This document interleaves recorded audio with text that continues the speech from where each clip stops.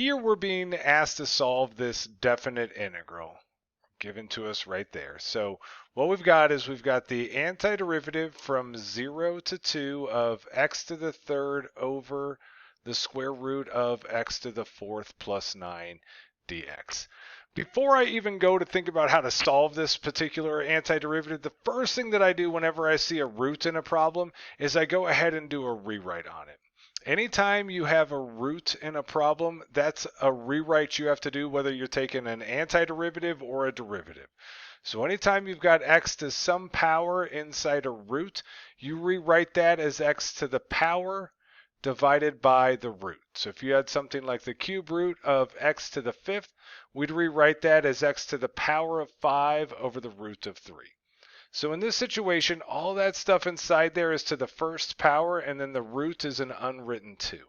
So the rewrite on this would be the antiderivative from 0 to 2 of x to the third over x to the fourth plus 9, all of that to the 1/2 power. So that was just a rewrite only, no antiderivatives yet. Then when you go and approach this now from the aspect of an integral, an antiderivative, you really only have a couple of options. That's kind of the nice part about integrals, is there's not as many ways they can throw them at you as you had with derivatives. You basically have option 1 where you've got like a bunch of stuff being added and subtracted, and that's going to be a power rule. Right? And then the other option would be if you've got what I call special cases, things you just have to have memorized. The integrals of trig functions, the integrals of natural logs, things like that. So here we don't see either of those things happening, and that's when option 3 comes at us. So what we're looking at here is what would be called a U-substitution problem. So anytime you're looking at something more than a bunch of stuff being added and subtracted, usually you're going to run through the U-substitution process. U-substitution is a set of side work. It is the same set of side work every single time you do it. So once you get this process down, you just got to kind of commit it to muscle memory by doing it a whole bunch of times. Step 1 of the U-substitution problem is we need to choose the U. So I've got my own list that I kind of run through when I'm trying to determine what I would want to choose from my U. The first thing I go looking for, if it's available to me in the problem, would be a natural log. If I don't see a natural log, then the next thing I'm going to look for would be the inside piece, something inside a set of parentheses or something inside a trig function or an e to the x, something, what you would have normally thought of as a chain rule in the past. The third thing, if that inside piece isn't there, is I would go for the bottom of a fraction. And then generally what you're kind of looking for is the highest power of x. So you're looking for kind of that piece that has that highest power of x in it. Going through my list in this one, I would see, okay, do I have a natural log? No, I don't have a natural log, so that's not it. I go to number 2 and I'd say, do I have an inside piece? Yes, I have an inside piece. X to the fourth plus 9 is inside that 1/2 power. It's inside that square root. So that's what I would be using here. It's also the piece that has my highest power of x. So I go ahead and I choose my u. My u in this situation would be x to the fourth plus 9. After you choose your u, the next step is always the same. Step 2 is you're going to need to take the derivative of that. So I get du dx. You always want to use that differential notation when you're doing this work. So du dx, and then take the derivative of this. So the derivative of x to the fourth, following our power rule, bring the power down and then subtract 1 from the power, gets us 4x to the third. Then the derivative of a constant is always 0. So our derivative is 4x to the third. Then step 3 of our process is always the same. When we go to do all the substituting, I left out my dx over here when I dropped that down. Sorry about that. So when we go to substitute back in, what we're always going to be needing to do is change this original equation to talk nothing but the language of u. And that includes changing that dx out to become a du. To do that process, you're just going to solve your derivative from step 2 to get dx by itself. So treat dx like any other variable and get it alone. The first thing you'll always do is you're going to multiply both sides by dx to get it out of the bottom. So we get du equals 4x to the third dx. and then we would go ahead and divide by 4x to the third, divide by 4x to the third, and we would get du over 4x to the third equals dx. On most U-substitution problems, that's really where you would stop at step 3 and you would kind of start substituting in from that point.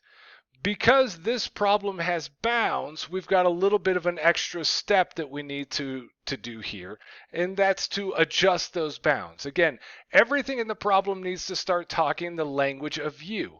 Well, these x values, these are x values here. The 0 and the 2 are x values, and so we need to turn them into U values by adjusting the bounds. The way you do that is you take that U equation that you had there. So you know that U, if I plug in X's, I get out U's. So we'll take our bounds individually, we'll plug them in, and we'll get out our new bounds. So on the bottom we had 0. So when X equals 0, I plug 0 into that equation, and I would see that U equals 9. Then the upper bound, that would have been x equals 2.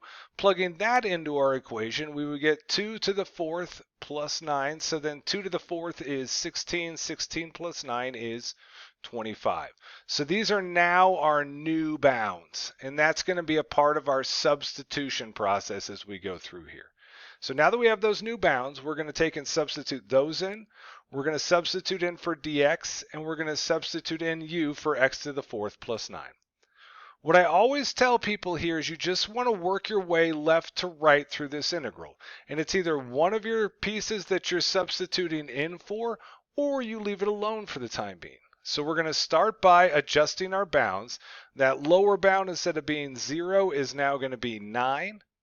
That upper bound, instead of 2, is now going to be 25.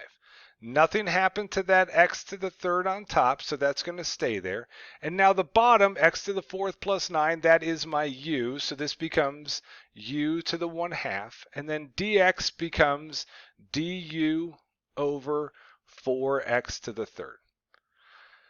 At this point in the process, any x's that were left in the problem should hopefully cancel out with x's you plugged in, or else you might have messed up on your algebra, or you might have chosen the wrong u.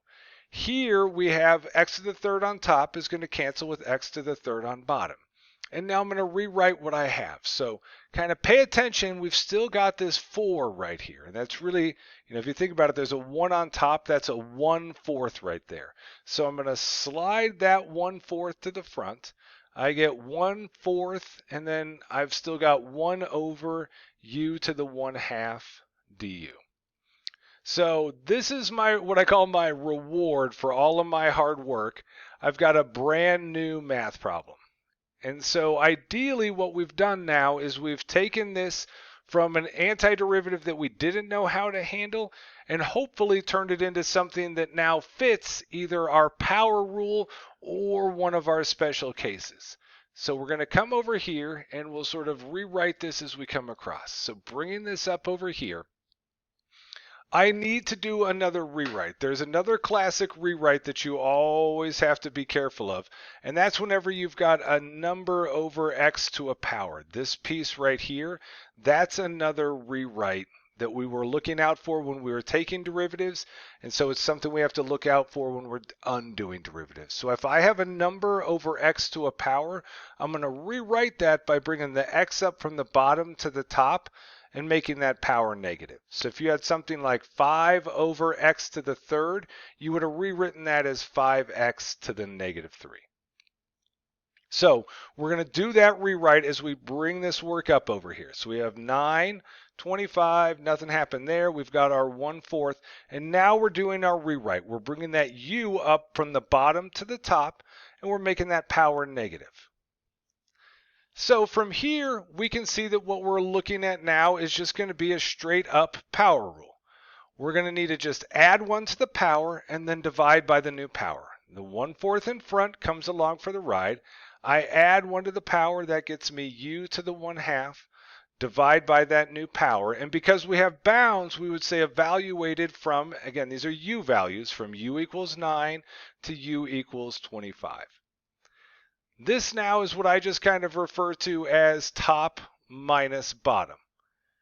You're going to take the top value, plug it into your equation, and subtract off the bottom value plugged in.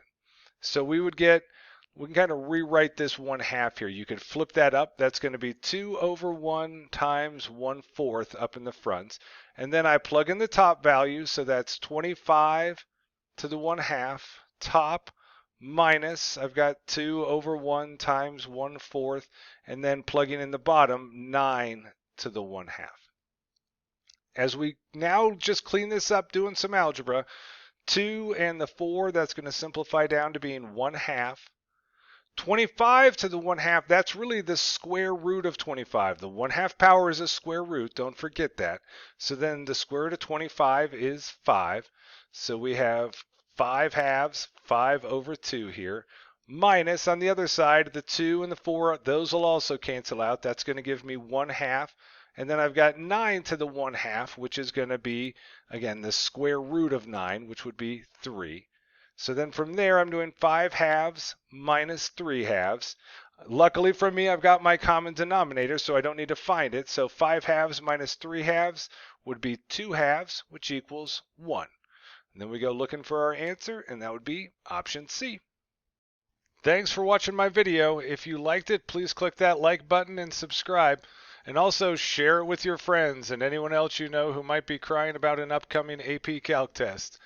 You can find more videos from me, more sample AP Calc questions, and my complete AP Calc study guide over at my website, apcalcprep.com. Have a great one.